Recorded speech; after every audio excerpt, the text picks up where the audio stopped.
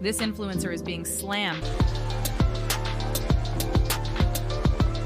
The entrepreneur influencer has caused a huge backlash for sneaking into the Brooklyn Half Marathon and then posting about it on social media. I just ran the Brooklyn Half Marathon. Hopes that she'll be left alone and that people will stop kind of like scouring through her entire kind of like social media.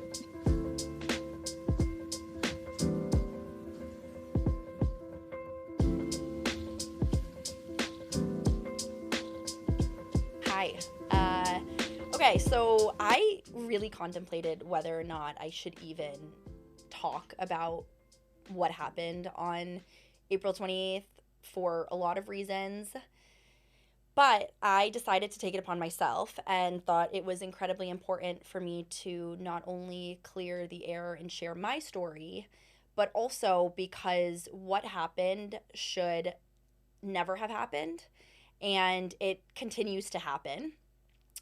And so I think there is a lot of takeaways from this episode that I hope those of you who are new to following me take away with it. And also, if you've been following me, this is a reality check for all of you aspiring influencers and content creators and TikTokers. So I have 3 things I want to say before I get into this episode. So if you really want to get to the meat of this, fast forward to probably minute 3, 4, 5. But the first thing I want to start off by saying is if you're triggered by the talk of suicide, anxiety, depression, please watch this at your own discretion. I talk often on my platforms and have since I started dealing with my own anxiety and depression at about 16. I talk about having these experiences. However, I'm not trained to educate any of you on anything besides my own experiences, but I'm always happy to talk about this if you send me a DM or whatnot. Second of all, I take full responsibility for what happened on April 28th. I made a mistake that I made with no intention of offending or harming anyone. Absolutely not offending and or harming myself or my career.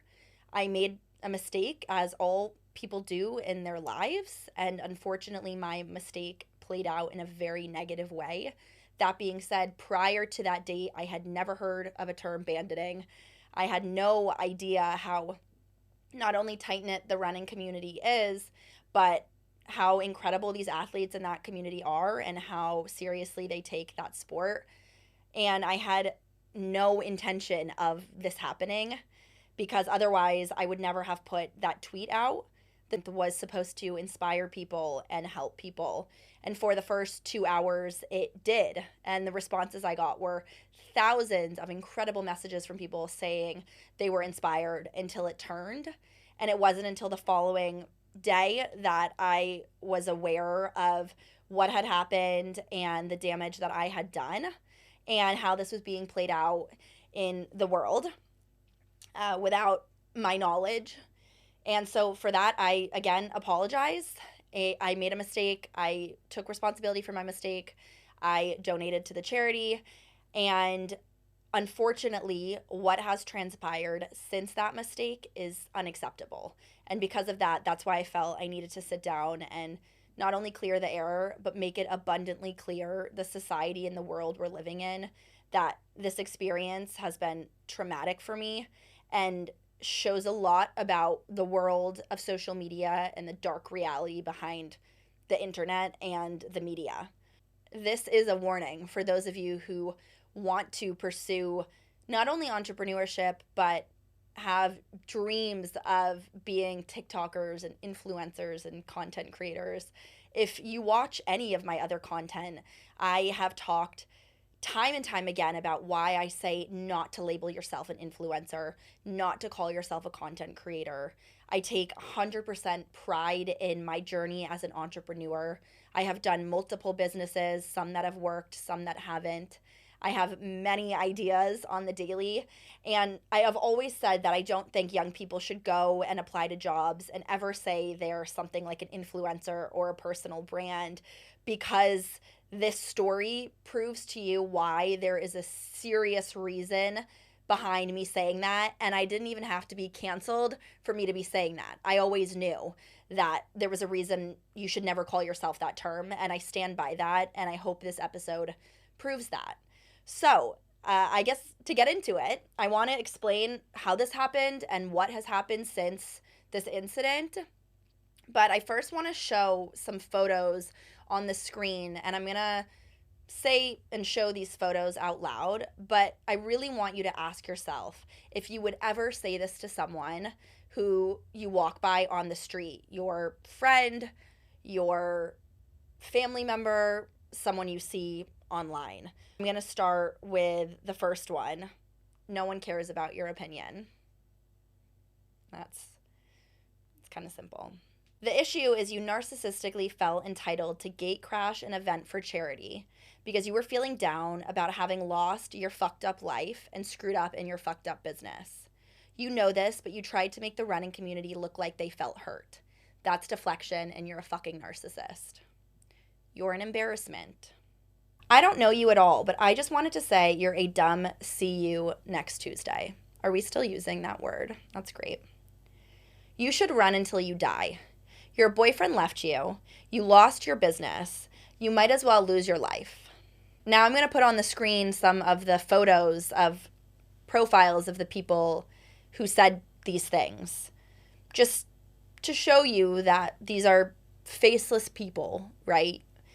They are not all celebrities or entrepreneurs or anything in that realm necessarily, but they're still people.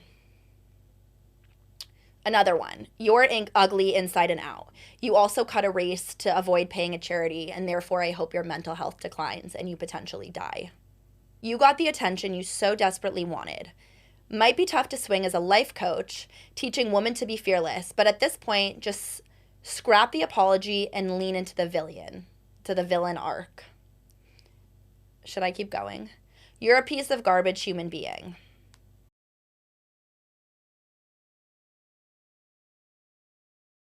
Awesome to watch this loser's life fall apart in front of us. How many of these vapid, basic white girl coaches / influencers with a dumb, fearless catchphrase are out there? This is what you become when you have no skills, don't want to work, and have no connection to the real world. You deserve the comments you've gotten because you're a bad person. I hope you die.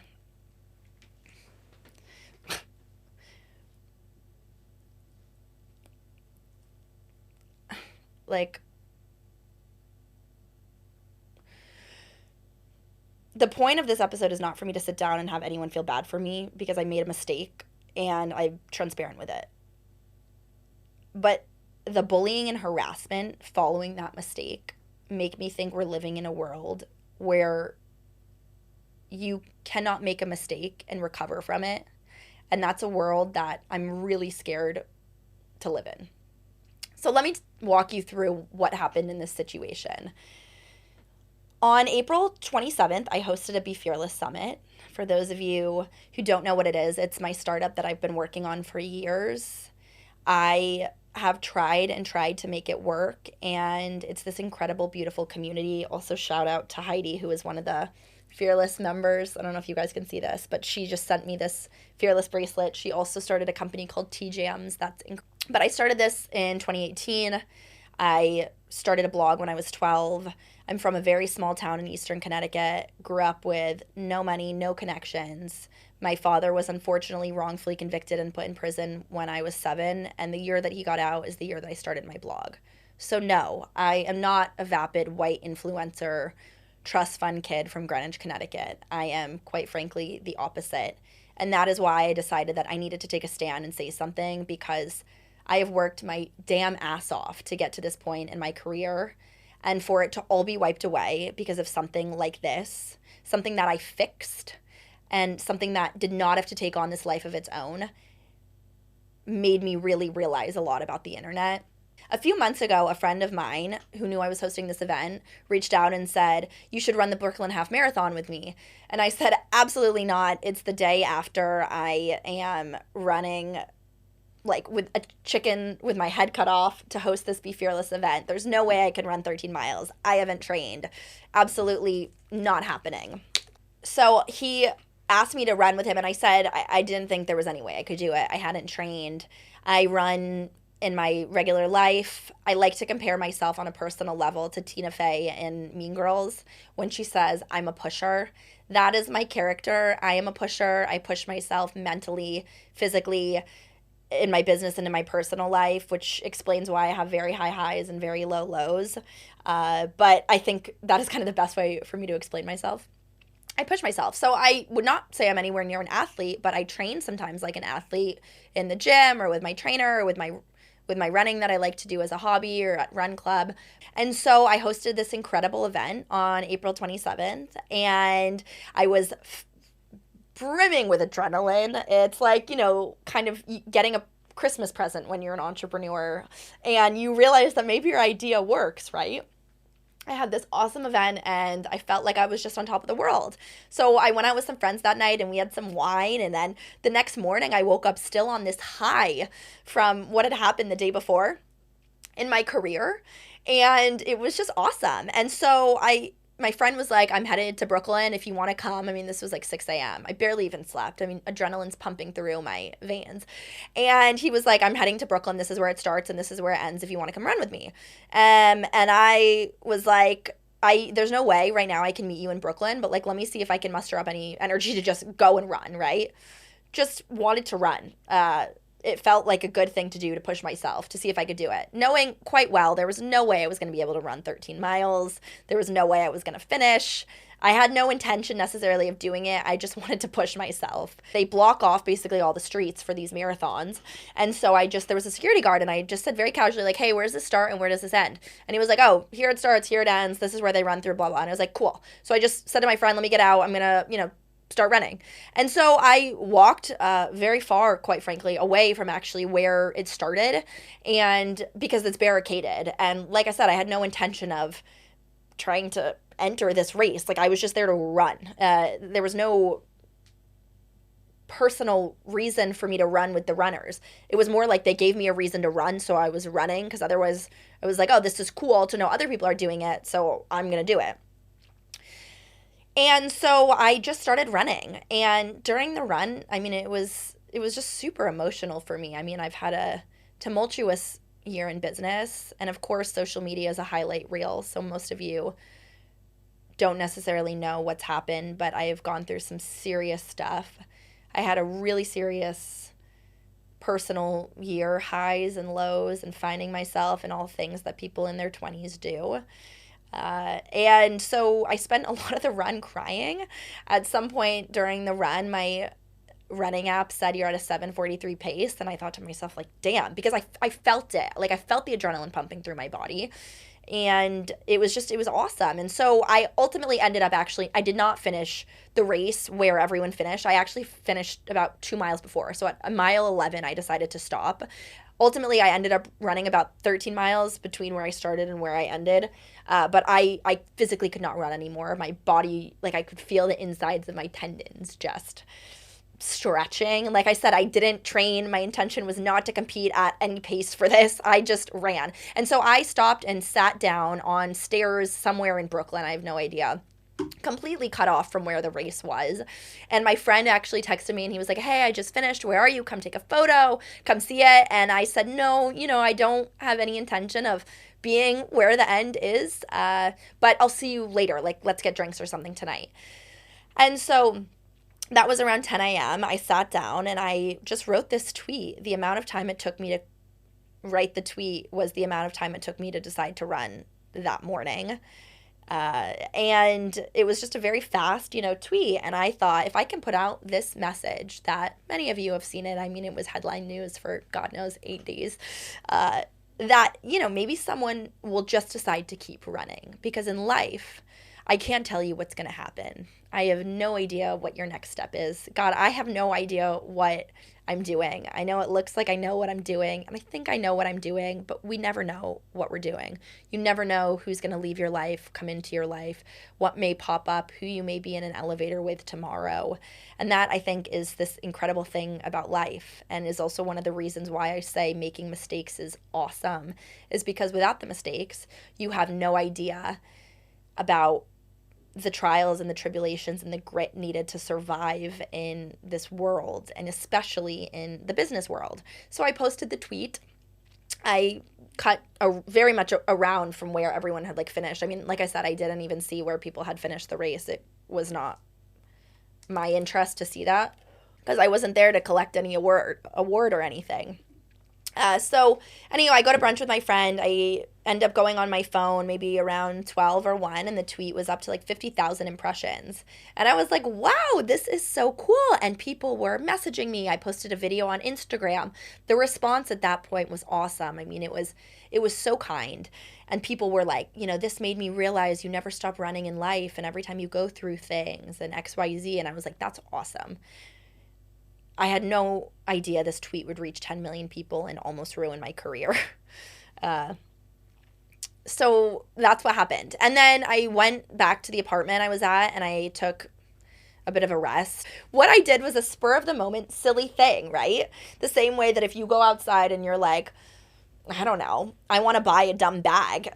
Now, around 3 p.m., I went back on my phone and I saw the tweet was up to about like 100 or 200,000 people, which was wild. I mean, I've never had a thing go viral. I talk a lot about why I don't necessarily think you need to go viral to be successful. I've built a business that has legs online and offline, and there's a reason why I don't call myself an influencer. And so I got 2 notifications. I don't really have notifications on my phone for Twitter, but for whatever reason that day, 2 things went off, like ding, ding, back to back.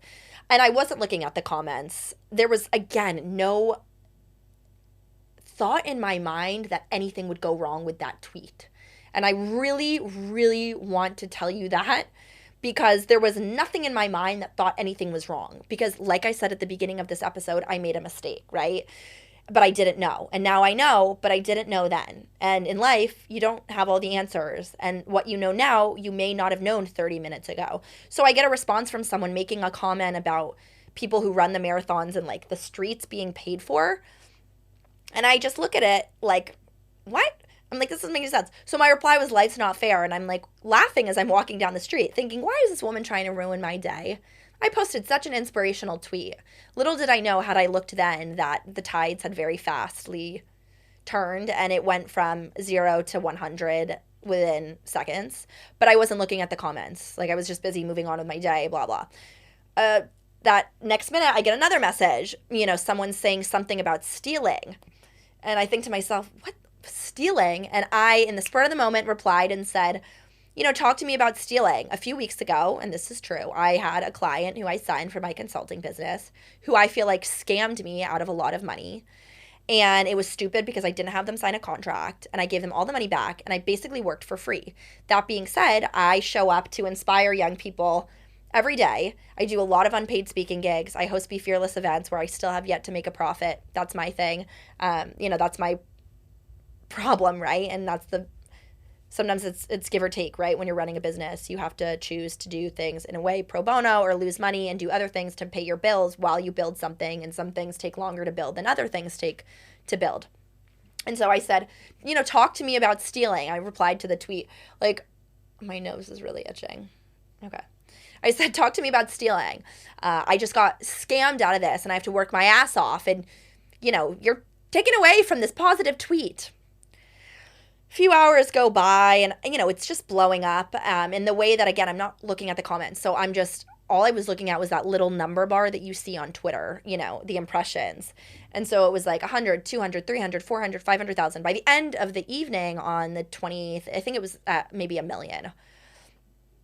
And I just thought, this is awesome. You know, I had thousands of people at the beginning saying you're so inspiring.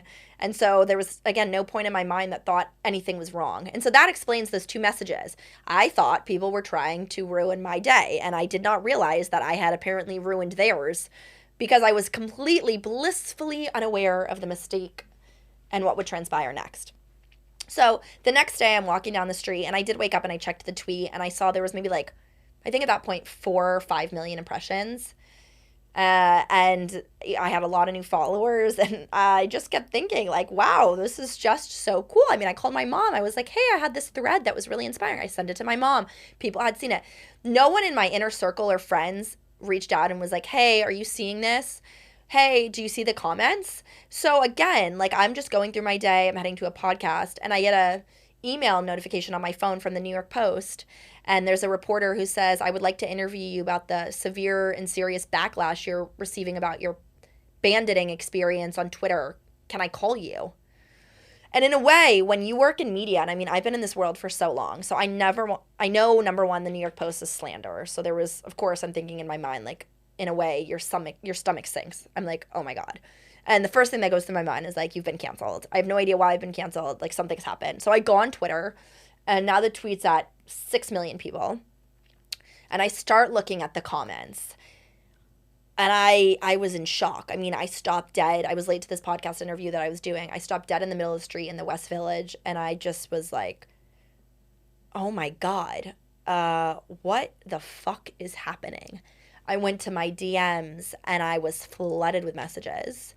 I went to Instagram and TikTok to see, because I know sometimes if things don't move over, and I've never had an experience like this happen before, but sometimes it'll stay on one platform. And that was my thought. This is going to stay on Twitter and die down.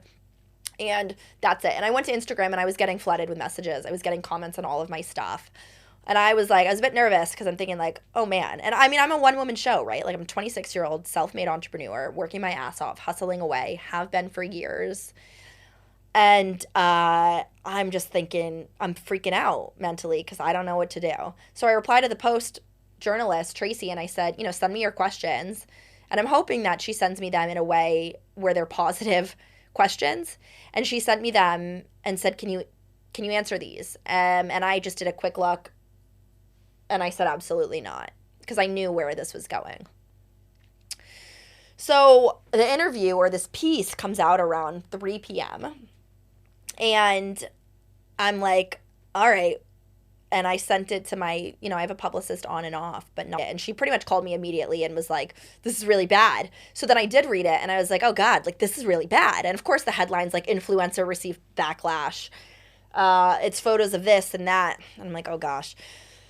But again, I ran a race. I did, I guess, bandit. At the time, I had no idea and had never heard of that word and had no intention of hurting anyone. And I apologized, gave the money to the charity. The charity actually reached out to me before and even said, like, we're so sorry. We're seeing what's happening to you. And I was like, thanks. And so I'm thinking, like, this is going to die down today. Lo and behold, I wake up on Tuesday and it was just a media shitstorm. CBS News, the Daily Mail, The Sun. People were reacting to everything I was doing, thousands of comments on Reddit. And I was getting messages from people I knew and haven't spoken to. I was getting messages from guys I know. I was getting messages from people in England. I was getting messages from all of my friends just saying, like, are you okay? We've seen the news. This article from the New York Post snowballed into what I've experienced in the past 3 weeks, which is severe bullying and harassment, and was one of the main reasons I needed to take 17 days off, was because I was actually scared for my life. And it wasn't and hasn't just been the messages and the responses. I started getting messages on Twitter with my social media and email passwords and bank account passwords that are encrypted on my phone. I started getting tons of phone calls to my work phone that I don't even have that number out there. I received thousands of people telling me to die. I noticed that journalists were actually posting that I should cut my legs off on Twitter. And of course, everyone in my inner circle and my friends and my parents are like, ignore them. What people say online doesn't matter. But everyone cares what people think. And I've been in this world and I've worked hard enough to know that, and I've seen cancel culture, not really in this kind of capacity, but I've seen it well and hard before, to where I know what happens in these kind of scenarios. And so I had to delete every app off my phone. I started getting guys saying that they were going to come and literally sexually assault me. I had one in particular that said he would literally, oh my God, I can't even say it out loud. It was awful. And I'm living alone. I am doing my own thing, and that was really scary. People started reaching out to my parents. The comments on Reddit were so bad I had to delete my Reddit account. I deleted every app off of my phone. The phone calls were so scary. It just makes you shake. So it's one thing to say to someone like, hey, ignore it, which of course, had it been 100 or 200 people, no problem. But I had 10 million people telling me to die, to cut my legs off, sending me messages with my passwords in it, conversations going on about me that I had no participation in. I have seen people saying I'm British and used being British to lie, and I think it's because my LinkedIn says I'm British. In 25 articles I read about myself, I didn't give any comment to any of them besides one that my publicist wrote for me. Now, my first apology that I posted on Twitter was literally I was watching myself be canceled in real time every time I would refresh my phone. And so the first thing, because I'm just thinking there's no way this is gonna become as severe as it became. And so I issued, I said an apology, and it just would not stop. The bullying and the harassment, and I think the journalists who played into this. And I think the craziest thing to me is I've gone through, and I'm still getting death threats. It's 18 days now since April 29th, I think. I'm still getting hundreds of messages a day. I am still getting people replying to people who have tagged me in awesome Be Fearless Summit posts about how terrible of a person I am and how we should cancel this woman again.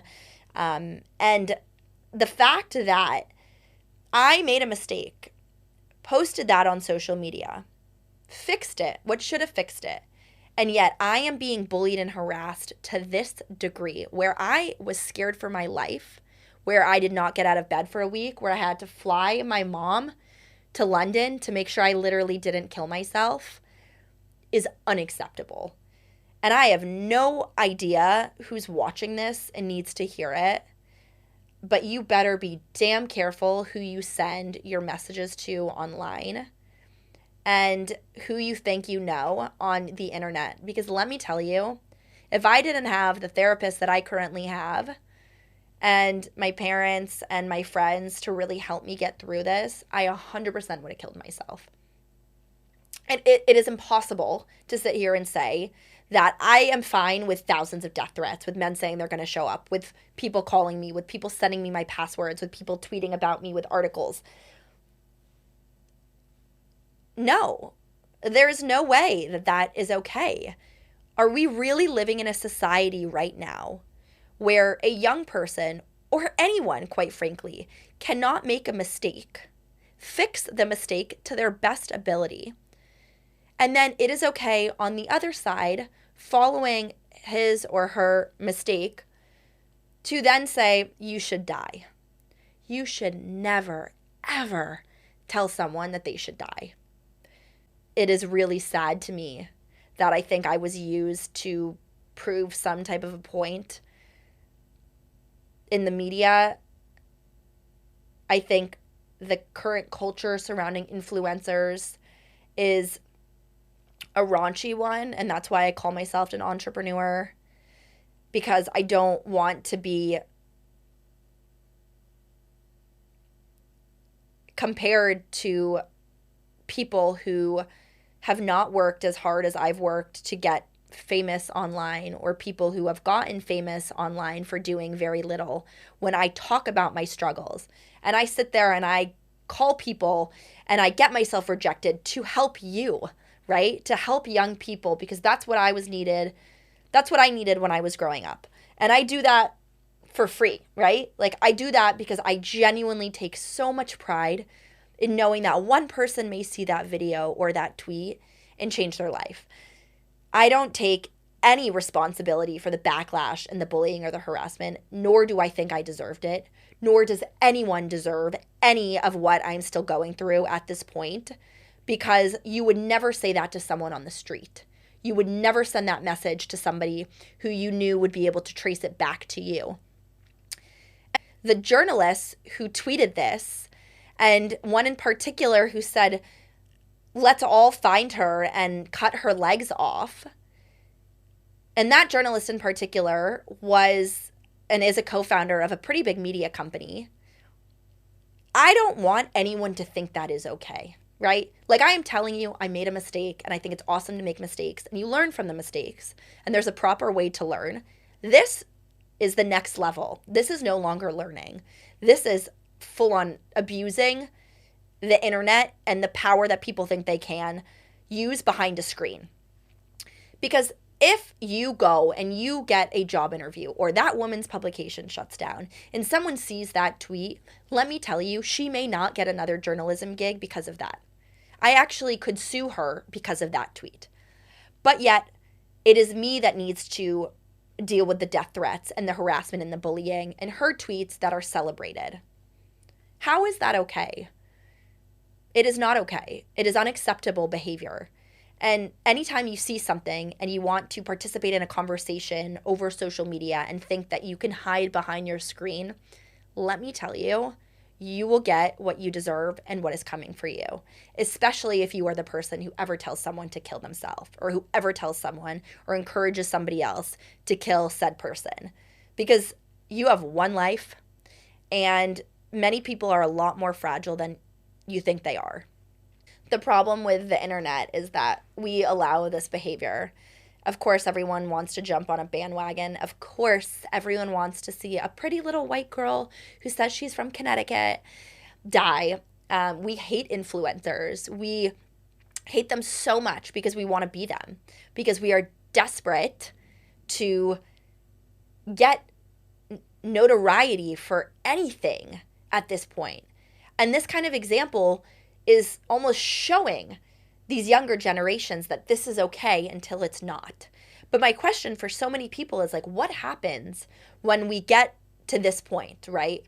Where you can no longer make a mistake and bounce back from it. Where my career, my name, my mental health had to be so severely impacted by what other people said about me, because everyone wanted to see my demise.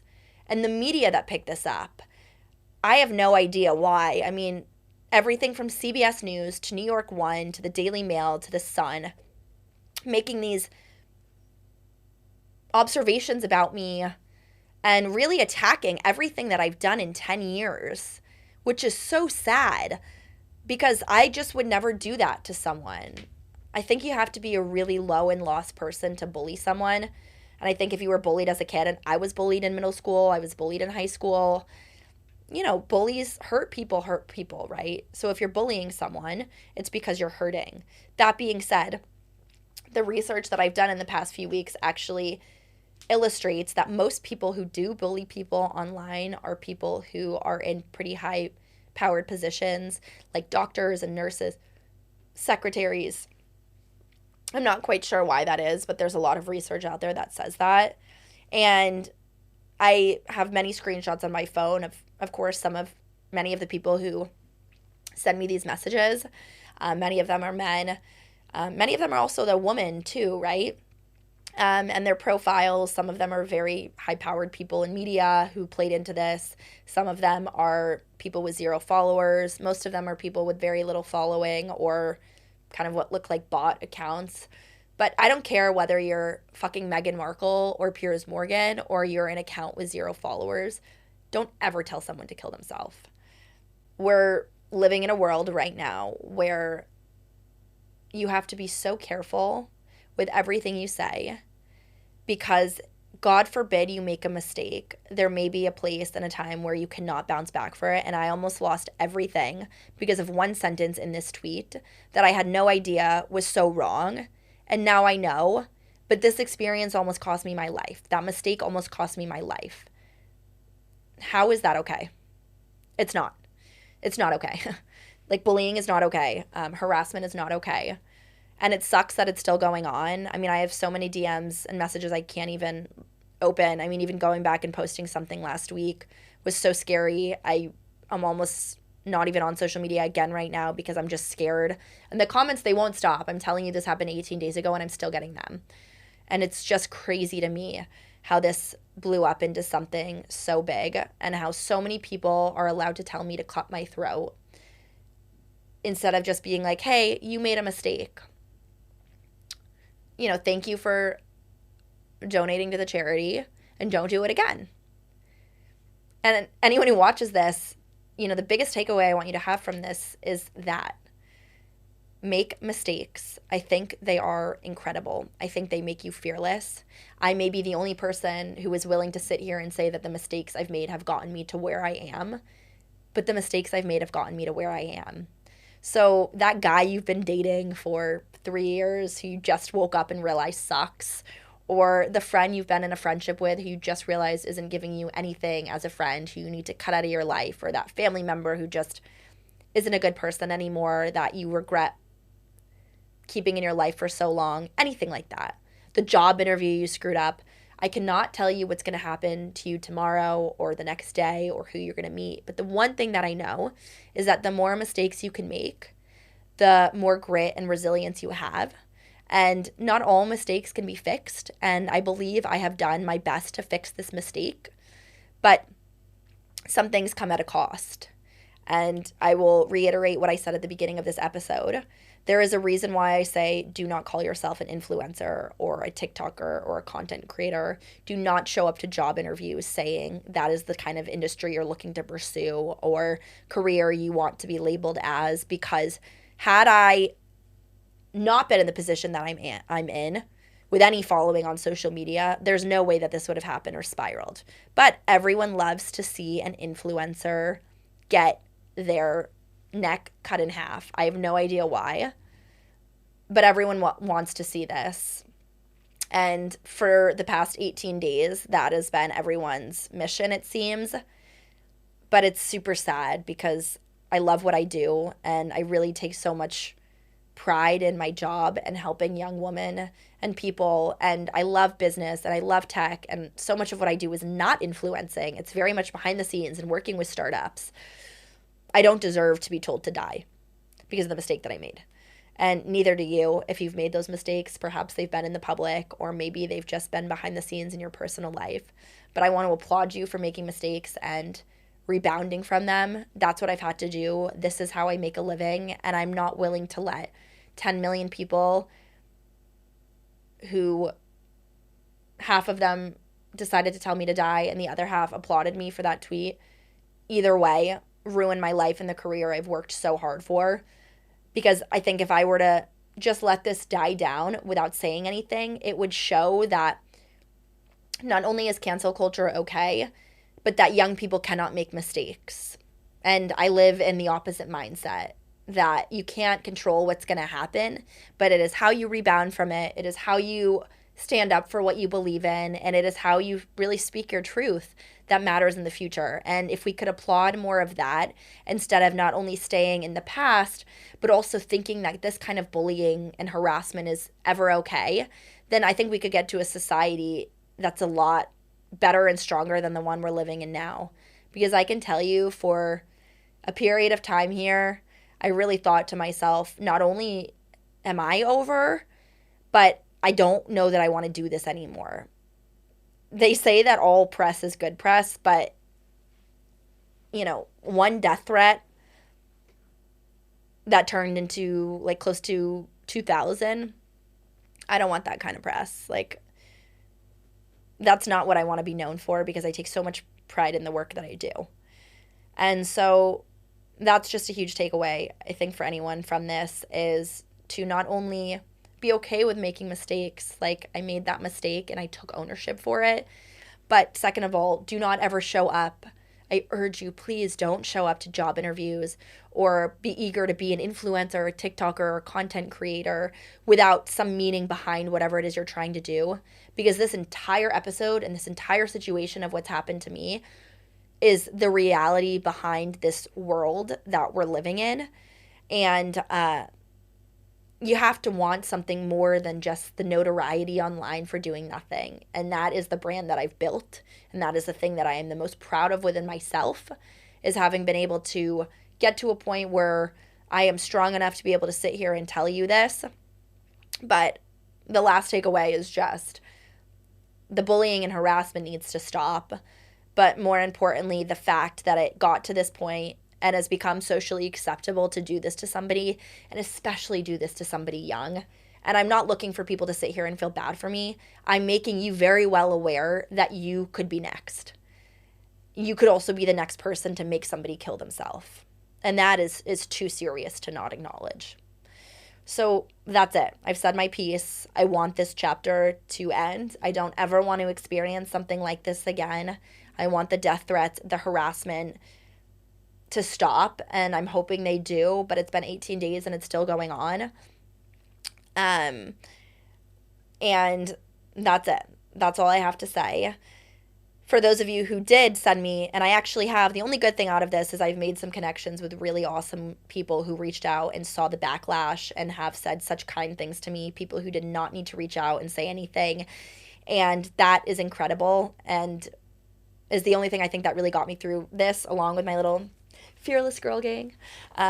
Because I don't think I would have gotten through this on my own. This was too severe and too traumatic, and has really put me mentally in a very tough spot it's still going on. Like, I don't at all feel like I've recovered from this, and I hope that I can, and I will work to be fearless enough, but, I don't think I deserved this. And I don't think anyone ever deserves, as a young person, to experience this type of backlash or response or hate and think it's acceptable. But the society we live in, I think we encourage this kind of behavior and we think it's okay. And it's just not okay. It's not okay. So that is all I have to say. Thank you for watching. If you did reach out to me and have sent me a kind message, thank you for that. Like I said just a second ago, I don't think without a lot of those messages from people who saw the way that this was twisted and made me out to be this terrible, terrible young adult, I don't think I would have been able to get through this. So thank you for that. And I think it shows a lot to stand up to other people and reach out to someone who you don't know behind a screen and tell them that you see what they've gone through and what they're going through, and that you are kind of in their corner if they need. And I think that's a really awesome thing to do, because if you really look and take a look at what some people have said to me because of this and the messages that I've gotten, and obviously many of them are in my DMs, so many of you can't even see them unless you're viewing them on the screen or go on Twitter. But if you are someone who reaches out to somebody and tells them they're going to be okay, you just never have any idea how that can impact someone. And so, yeah. So like I said, this is really the last I want to talk about this. I am writing a book, and I have to think this happened for a reason. I think that's the only way I can think about life, is that everything happens for a reason. Everything has to make you stronger. Everything has to make you more fearless. But I didn't want this to happen. I hope it never happens again. And I just won't put up with this behavior. And I won't encourage anyone to ever put themselves in a position to allow themselves to have this happen. But you also never know. And that's the reality of the internet and the world we live in. That you never know what's going to happen. You never know how someone's going to perceive something. You never know what the media potentially may do to you. And it's up to you to decide at that point, what direction do you want to move forward in? Do you, in a way, want to let people who are bullying and abusing your mental health win? Or do you want to do everything you can in your power to turn this into something that you have to think teaches you a lesson, but also helps you gain a little bit more grit and resilience? So back to normal on Wednesday with a new episode of The New Unfiltered. Thank you all for tuning in, and please stay fearless or die trying. And I think let's cancel culture. I'm sick of this shit. I think some people deserve to be canceled. I think a lot of others don't. And I am so fucking sick of cancel culture. So that's it.